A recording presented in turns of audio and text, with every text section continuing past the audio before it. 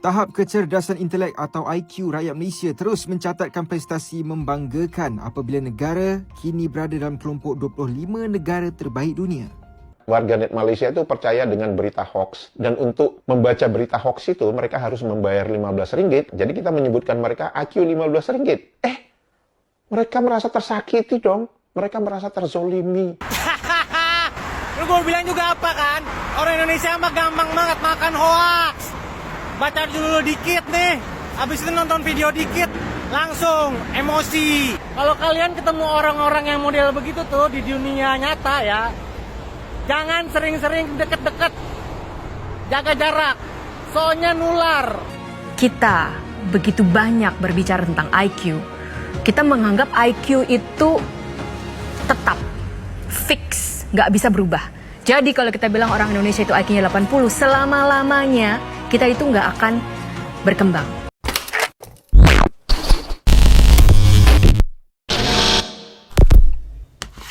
Hai, halo geng. Assalamualaikum warahmatullahi wabarakatuh. Berjumpa kembali dengan saya, Zainal Story. Sebelum video ini saya mulai, gimana kabarnya kalian semua? Semoga semua yang menonton video ini baik-baik saja, dimurahkan rezekinya, selalu berpikiran yang positif dan dijauhkan dari mara bahaya oleh Tuhan Yang Maha Esa. Ini ada kabar gembira soal EQ, geng. Malaysia di antara 25 negara dengan tahap EQ terbaik dunia. Dengan berita ini ramai juga para netizen Konoha yang koyak, yang tak terima fakta. Sekarang kita tengok dulu isi video tersebut. Ini tentunya juga pasti ada perbandingan EQ Malaysia dan juga Indonesia di tahun 2025 terbaru. Tahap kecerdasan intelek atau IQ rakyat Malaysia terus mencatatkan prestasi membanggakan apabila negara kini berada dalam kelompok 25 negara terbaik dunia. Menurut kemas kini laporan tahun 2025 yang dikeluarkan oleh International IQ Test, Malaysia menduduki tangga ke-22 dengan purata IQ sebanyak 100.48, hasil daripada penilaian ke atas lebih 19,000 peserta tempatan. Lebih membanggakan, Malaysia kini berada di tempat ketiga tertinggi dalam kalangan negara Asia Tenggara selepas Singapura yang menduduki tempat kelima dan Thailand di kedudukan ke-15.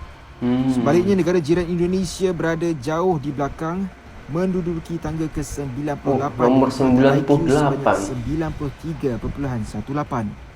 Perbezaan ini memperlihatkan jurang yang ketara antara tahap kecerdasan purata kedua-dua negara jiran. Laporan tersebut turut menjelaskan bahawa purata IQ global kekal pada paras 100 dipengaruhi oleh negara-negara berpenduduk besar seperti China. Negara itu yang menyumbang kira-kira 18% daripada jumlah populasi dunia mencatatkan purata IQ setinggi 107.19, antara yang tertinggi di dunia, sekaligus membantu mengimbangi negara-negara lain yang memiliki purata IQ lebih rendah. Ini berita resmi, bukan berita omong-omong kosong. Dengan berita ataupun fakta-fakta seperti ini, yang ada salah satu seorang pakcik dari Indonesia, ataupun kita sebut aja netizen Konoha, itu yang koyak, tak terima dengan fakta. Malahan dia orang mengatakan kasihan Malaysia, EQ RM15. Apa maksudnya EQ RM15 itu, geng? IQ 78. IQ 78 ini saya sudah dengar udah lama. Dan mereka itu dengan seenak udalnya, dengan seenak lidahnya itu mengucapkan Indon IQ 78. Betul? Nah, begitu kita mendapatkan fakta bahwa warganet Malaysia itu percaya dengan berita hoax, dan untuk membaca berita hoax itu mereka harus membayar RM15. Jadi kita menyebutkan mereka IQ RM15. Mereka merasa tersakiti dong. Mereka merasa terzolimi. Kalian ini mengatakan kami ini memfitnah. Aduh, kasihannya. Ini yang saya sebutkan, bahwa banyak dari mereka itu betul-betul seperti katak dalam tempurung dan menganggap diri mereka itu malaikat, dan di luar dari mereka itu setan semua. Betul yang dikatakan oleh Bang Win Wan Nur bahwa di Malaysia itu ini The King Win Wan Nur.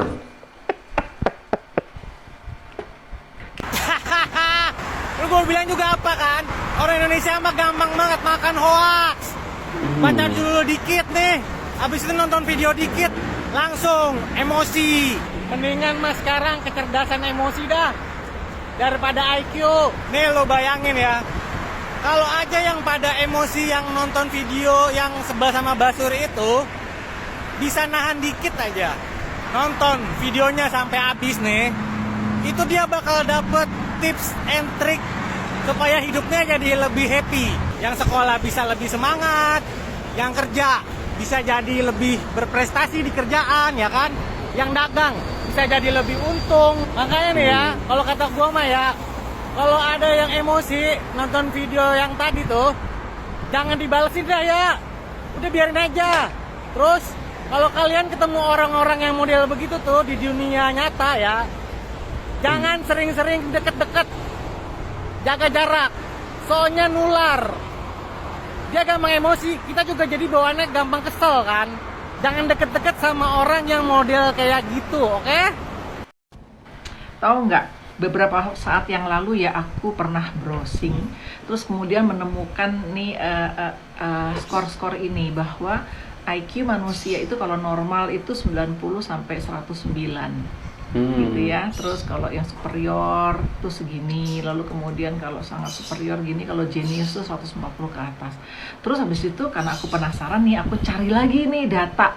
Dan memang datanya ada di googling, dan itu memang survei dunia ya. Survei dunia menemukan bahwa orang Amerika tuh rata-rata IQ 98. Bayangin, berarti 98 tuh masuk di kategori normal ya, karena kan masih antara 90 dan 109. Lalu kemudian orang Singapura itu 108, oke, masih normal. Rata-rata loh ini ya.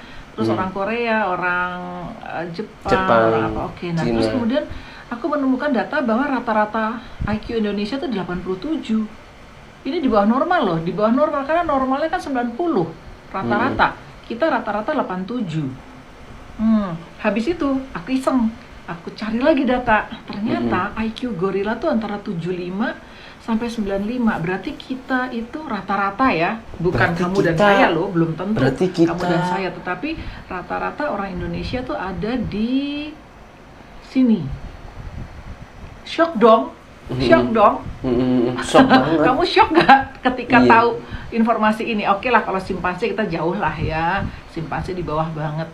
Nah, akhirnya kemudian aku sekarang jadi mengerti kenapa banyak sekali orang-orang itu kalau komen di medsos itu benar-benar mencerminkan level IQ-nya gitu. Jadi kenapa saya pakai gambarnya nih monyet pegang, ini monyet atau lutung ya?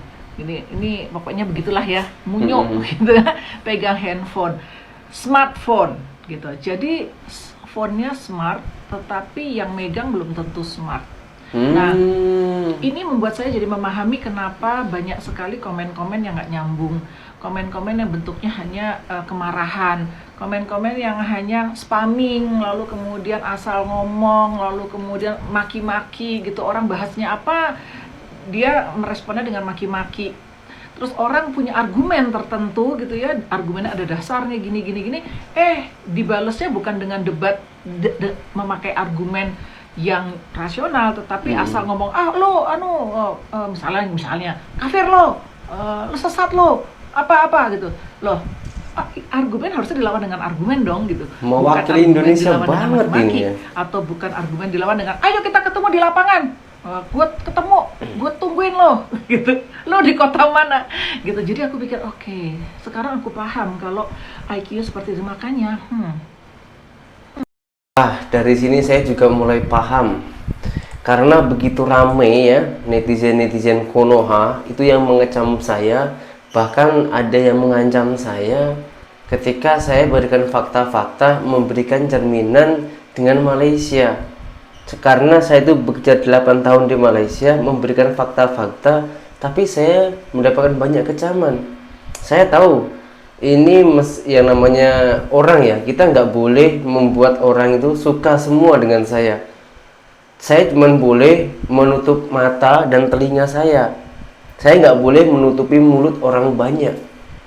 Meskipun menurut saya ini memberikan yang terbaik agar negara kita boleh berkembang. Kita mengambil contoh, mengambil patokan Malaysia, negara jiran kita. Karena kenapa?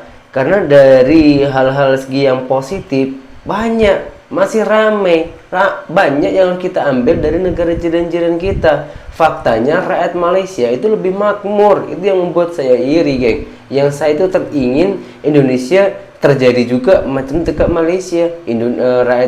Rakyatnya itu makmur, dari segi pendidikan itu mudah, murah, dari kesehatan itu pun juga sama, murah, bahkan bisa dikatakan gratis, dan lain-lainnya. Banyak yang masih kita ambil. Sementara di negara kita, jangankan biaya sekolah, geng, untuk sesuap nasi sehari-hari aja itu ada yang kesusahan, ramai juga. Bahkan ada yang tak punya rumah.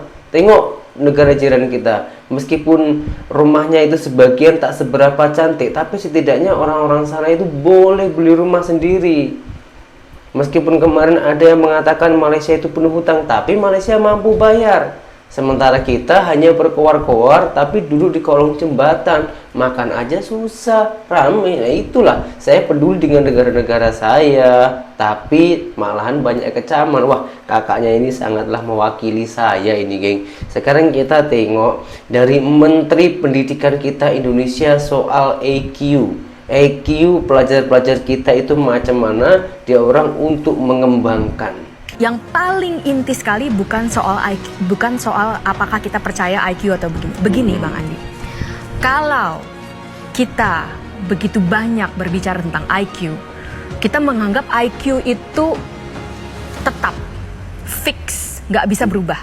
Jadi kalau kita bilang orang Indonesia itu IQ-nya 80, selama-lamanya kita itu nggak akan berkembang. Nah inilah yang menjadi bahaya. Karena kalau tadi PISA atau bahkan anak-anak itu tidak bisa 3 kali 5, itu bukan karena mereka IQ-nya rendah, bukan karena mereka bodoh, tetapi karena mereka tidak mendapatkan pengajaran yang baik. Mereka tidak belajar dan tidak mendapatkan pengajaran yang baik. Itu Bang Andi. Topik pahitnya adalah kenyataan bahwa mayoritas orang Indonesia bodoh, low IQ. Ini bukan opini, ini bukan apa menurut saya. Kamu Google aja average IQ orang Indonesia. Googlein aja. Angka yang muncul 78, kalau nggak salah 48.